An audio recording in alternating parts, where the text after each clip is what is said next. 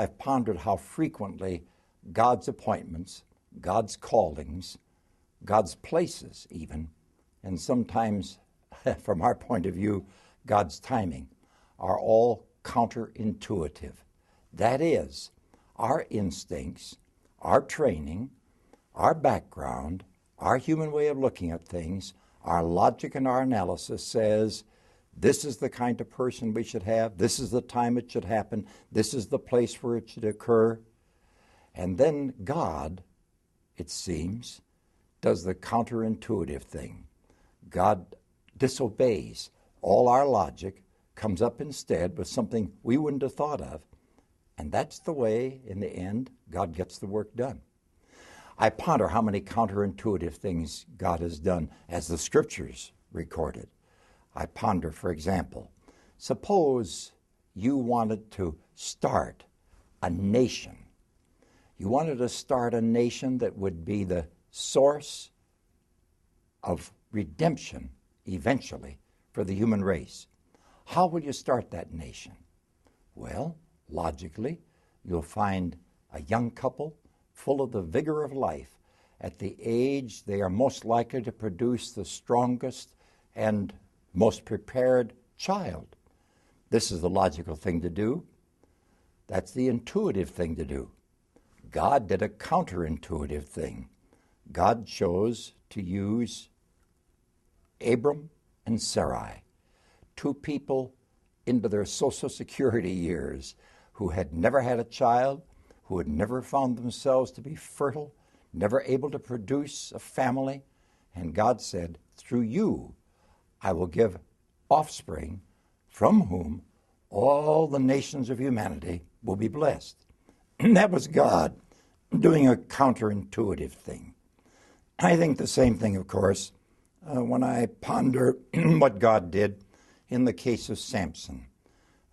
Where did God find this leader that would be appropriate to God's purposes? A family with a woman who was attentive and sensitive, a man who seemed to me to be so slow of thought that he got everything backwards, and yet through them, God produced Samson, who was to be the leader of Israel for a period of time.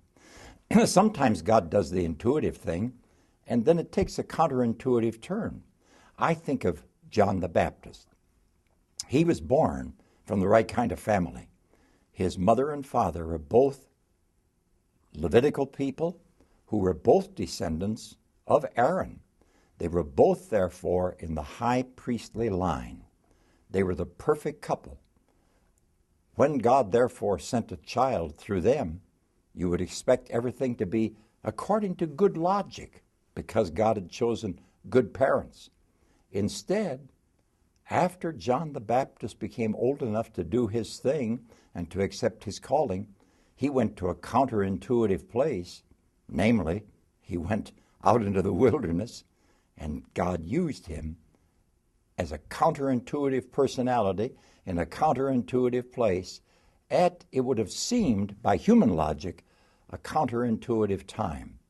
But as it all worked out, the timing was just right, the person was just right, the place was just right. And when the time came that Jesus of Nazareth was to be presented to the world, so to speak, it was by way of this person, John the Baptist. God did his thing in God's own special way.